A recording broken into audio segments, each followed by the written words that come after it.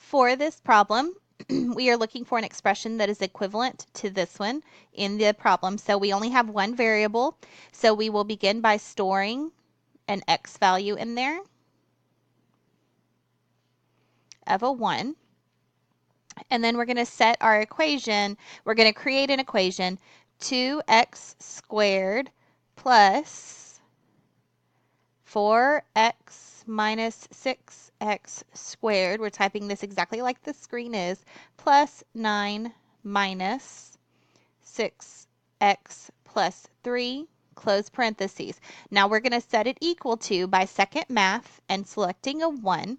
And we're going to set it equal to this first answer choice that's an F over there. I know you can't see the F.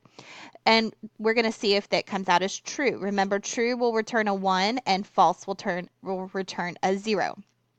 So negative 4x squared minus 2x plus 12. Hit enter. Oh, it's a 0. So it's the wrong answer. So we can eliminate F as one of our answer choices.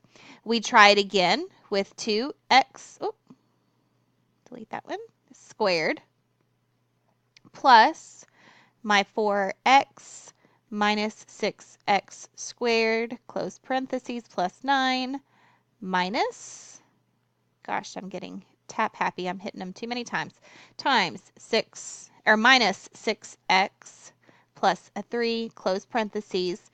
Now to do my equal sign, I hit second math and I select 1 because that gives me my equal sign. And I'm going to type in answer choice G, the second one there.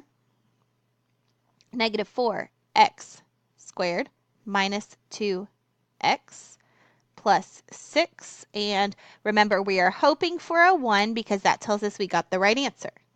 Oh, it's true. So the answer is G for this one. The second answer choice is the correct answer.